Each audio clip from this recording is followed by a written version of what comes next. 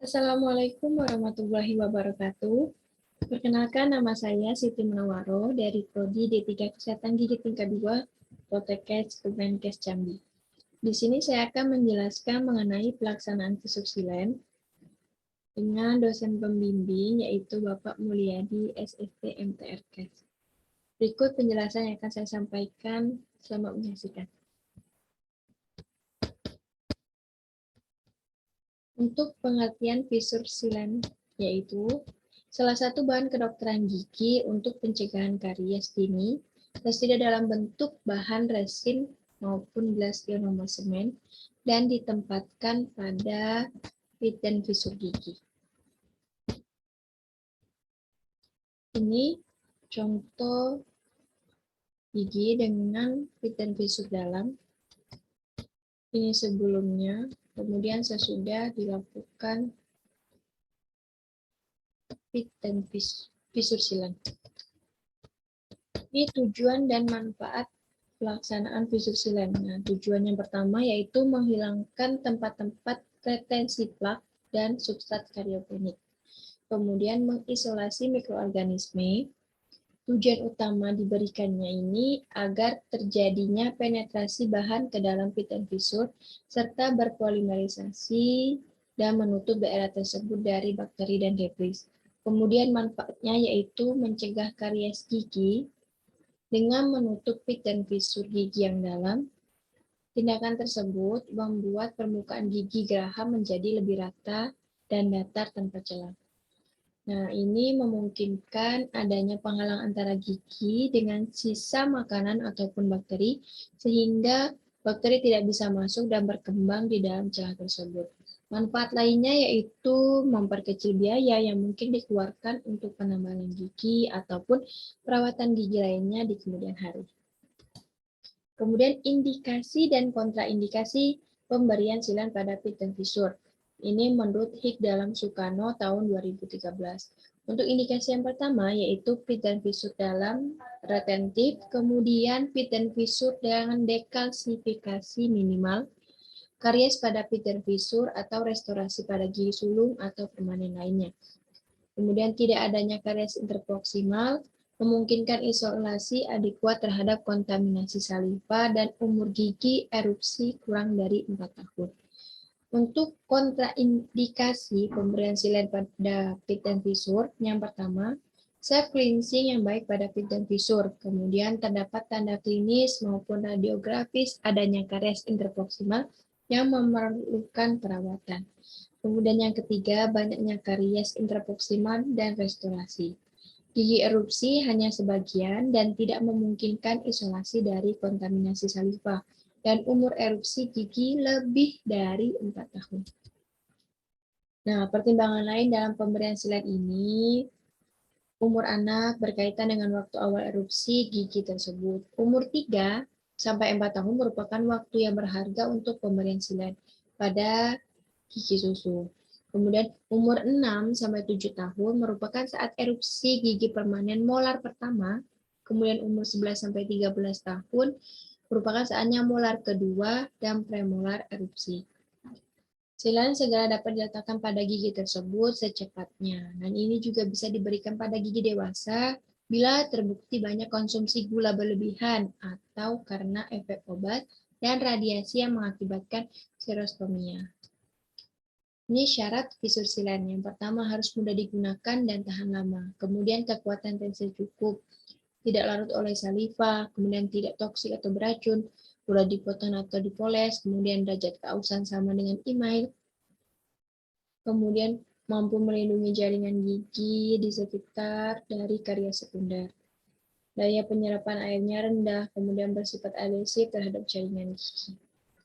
Nah, bahan fisur silen ini merupakan bahan yang diaplikasikan pada pit dan fisur. Nah, bahan silen tersedia dalam bentuk jenis yakni komposit, kemudian kompomer dan gelas ionomer semen. Namun ada dua bahan silen yang sering digunakan, yaitu bahan berbasis resin dan semen ionomer kaca. Nah, bahan berbasis resin ini dapat melakukan polimerisasi secara autopolimerisasi dan fotopolimerisasi. Sedangkan silen Semen ionomer kaca sering digunakan bersifat autopolimerisasi. Nah, silen berbasis resin ini bertahan lebih lama dan kuat karena memiliki kemampuan penetrasi yang lebih bagus. Hal ini karena adanya proses etsa pada enamel gigi yang menghasilkan kontak yang lebih baik antara bahan resin dengan permukaan enamel. Etsa di sini menghilangkan mineral enamel gigi dan menghasilkan resin tek dan secara klinis nampak lebih putih dan pudar. Bahan silang yang diberikan pada area yang dietsa akan berpenetrasi ke dalam resin tek. Hal ini dapat meningkatkan retensi mekanis bahan silen dengan permukaan enamel gigi. Nah, silen ionomer kaca ini memiliki kemampuan mencegah karies yang hampir sama dengan silen berbasis resin. Manipulasi silen semen ionomer kaca lebih mudah dan tidak diperlukan tahapan pengetsaan pada permukaan gigi. Berbeda dengan silen berbasis resin. Nah, bahan silen semen ionomer kaca melakukan interaksi khusus dengan enamel gigi dengan melepaskan kalsium, strontium, dan ion klor yang bersifat kariostatik dan mengurangi perkembangan karies pada daerah yang diberi silen. Kemudian indikasi visur silen berbasis resin. Yang pertama, digunakan pada gigi permanen. Kemudian kekuatan kunyah besar, insidensi karies relatif rendah, gigi sudah erupsi sempurna, area bebas kontaminasi atau mudah dikontrol, dan pasien kooperatif. Karena banyaknya tahapan yang membutuhkan waktu lebih lama. Nah, teknik aplikasi visur silen berbasis resin yang pertama, pembersihan pit dan visur dengan menggunakan brush dan tumis. Syarat tumis yang digunakan yang pertama, memiliki kemampuan abrasif ringan, tanpa ada pencampuran bahan perasa, tidak mengandung minyak, tidak mengandung fluor, mampu membersihkan dan menghilangkan debris, plak, dan stain, memiliki kemampuan poles yang bagus. Pembilasan dengan air di sini syaratnya air harus bersih, tidak mengandung mineral, dan tidak mengandung bahan kontaminan. Isolasi gigi bisa menggunakan cotton roll atau rubber dam. Kemudian keringkan permukaan gigi ini selama 20-30 detik. Bisa menggunakan pre-water sheet. Kemudian lakukan pengecaan pada permukaan gigi. Lamanya ini tergantung petunjuk pabrik. Jika jenis etsa yang digunakan adalah gel, maka bentuk gel tersebut harus dipertahankan pada permukaan gigi yang dietsa hingga waktu etsa telah cukup. Jika etsa yang digunakan adalah bentuk cair, maka etsa bentuk cair tersebut harus terus-menerus diberikan pada permukaan gigi yang dietsa hingga waktu etsa telah cukup. Kemudian pembilasan dengan air selama 60 detik, kemudian pengeringan. Setelah pengesaan permukaan pit dan visur, kemudian cek keberhasilan pengesaan dengan mengeringkan permukaan yang teretsa akan tampak lebih putih. Jika tidak berhasil, ulangi proses etsa, letakkan cotton roll baru, dan keringkan dengan udara selama 20-30 detik. Kemudian aplikasikan bahan silen, bisa dengan self-curing. Campurkan kedua bagian komponen bahan. Polimerisasi akan terjadi selama 60-90 detik. Kemudian dengan light curing, aplikasi dengan alat semacam shearing, aplikasi penyiram pada bahan, polimerisasi akan terjadi dalam 20-30 detik. Bisa dengan sinar. Kemudian evaluasi permukaan oklusal, cek oklusinya dengan menggunakan articulating paper. Kemudian penyesuaian dilakukan bila terdapat kontak berlebihan. Nah, gambar pertama ini pit dan visur yang dalam pada gigi. Kemudian sudah dilakukan visur silen. Kemudian ini bahan visur silen yang berbasis resin dengan menggunakan curing atau sinar. Kemudian aplikasi sinar, ini gunanya untuk membantu polimerisasi visur silen berbasis resin. Ini gambar gigi yang sudah diberi visur silen berbasis resin berwarna pink sebelum polimerisasi. Kemudian yang gambar 6 berbasis resin sewarna gigi setelah polimerisasi. Nah, Selanjutnya yaitu indikasi fisosilen semen ionomer kaca. Indikasinya yaitu digunakan pada gigi susu atau gigi sulung, kemudian kekuatan punya lebih relatif tidak besar, pada insidensi karies tinggi, gigi yang belum erupsi sempurna, kemudian area yang kontaminasi sulit dihindari, pasien kurang kooperatif. Untuk teknik aplikasi fisosilen dengan silen semen ionomer kaca, itu sama. Yang pertama yaitu dibersihkan dengan menggunakan brush, kumis, syaratnya pun sama seperti yang sebelumnya sudah saya sebutkan. Kemudian pembilasan dengan air, isolasi gigi, keringkan. Nah, terus ini mengaplikasikan bahan dentin conditioner. Kalau menggunakan resin tadi tidak ada pengaplikasian dentin conditioner. Di semen ionomer kaca ini ada pengaplikasian bahan dentin conditioner selama 10-20 detik. Hal ini akan menghilangkan plak dan pelikan yang mempersiapkan semen beradaptasi dengan baik dengan permukaan gigi yang memberikan perekatan yang bagus.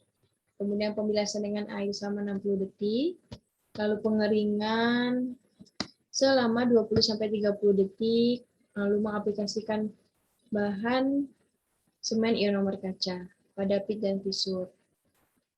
Lalu diaplikasikan bahan varnis setelah aplikasi fisosilen dilakukan. Kemudian mengevaluasi permukaan oklusal dengan cek oklusi dengan menggunakan articulating paper. Kemudian penyesuaian dilakukan bila terdapat kontak berlebih atau spot grinding. Untuk bahan yang berlebihan bisa dihilangkan atau dibuang. Kemudian ini gambar yang pertama. Ini gigi molar sudah dilakukan pembersihan.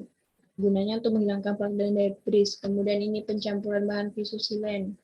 Diaduk hingga rata, kemudian pemberian conditioner, kemudian diberikan bahan fisosilen, kemudian ini berikan varnis, dan ini gigi yang sudah dilakukan fisosilen. Nah, kesimpulan dan saran. Kesimpulan yang pertama, silen berbasis resin memiliki kemampuan retensi lebih baik daripada gelas ionomer. Kemudian yang kedua, bahan silen berbasis resin digunakan pada gigi dengan beban kunyah besar dan mahkota gigi telah erupsi sempurna. Sedangkan bahan silen semen ionomer kaca digunakan pada gigi dengan beban kunyah ringan dan mahkota gigi belum erupsi sempurna. Saran, pada gigi permanen sebaiknya digunakan bahan silen berbasis resin. Mengapa demikian? Karena mampu menahan beban kunyah yang besar pada gigi permanen. Aplikasi bahan ini membutuhkan waktu yang lama, sehingga sebaiknya dilakukan pada pasien yang kooperatif. Kemudian, pada anak-anak dengan kemampuan memelihara oral hygiene rendah, sebaiknya digunakan bahan silen semen ionomer kaca. Bahan ini memiliki kemampuan melepaskan fluor sehingga memiliki sifat anti karies.